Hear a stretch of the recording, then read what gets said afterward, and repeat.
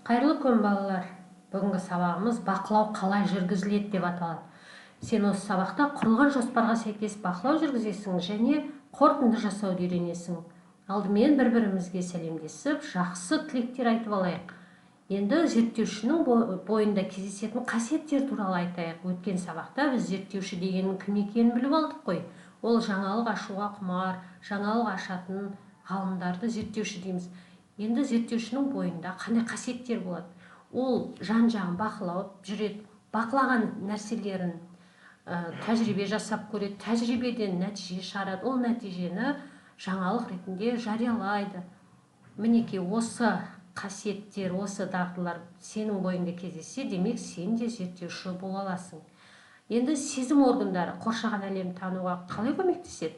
Сен қоршаған әлемді тануға көзің арқылы, құлағың арқылы, мұрның арқылы және тіл арқылы бақылау жүргізе аласың. Сезім органдары осылай көмек береді. Біз айналадағы жарықты көреміз, иісті сеземіз, дәмді сеземіз. Ал тап қазір терезеге қарау арқылы ауа райын қалай бақылауға болады? Біз терезеге қарап, таңертең бүгін күннің жылы болатынын, немесе суық болатынын, жаңбырлы, қарлы болатынын терезеге қарау арқылы бақылай аламыз.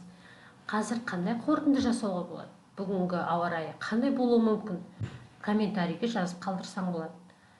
Енді анықтаманы оқып көрейік. Бақылау дегеніміз табиғат құбылыстарын зерттеу әдісі.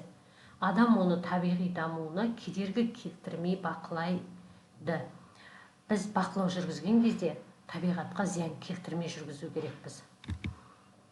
Бақылау жоспарын міндетті түрде есіңе сақтап ал. Бір затты бақылап, бір заттың қандай пайдасы, зияны бар екенін білу үшін біз жоспар құрамыз. Ең алдымен мақсат қоямыз. Бұл не үшін қажет? Және сол біздің бақылайтын нысанымыз, анықтап аламыз.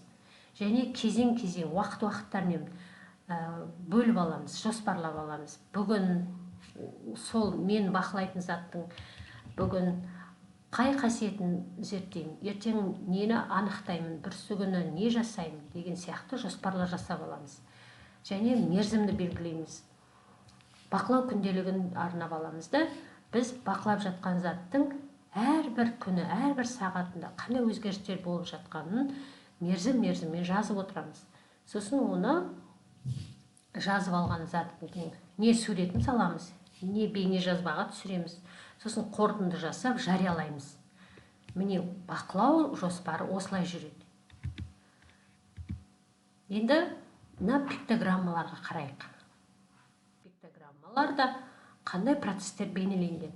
Мысалы, бірінші Қуаныш пен Айсұлу аулада бақбақ қалай пайда болды деген бақылау жүргізді. Бақбақ қалай пайда болды деген сұрақ қойған өздеріне. Олар өз бақылауларын камераға түсіріп жүрген.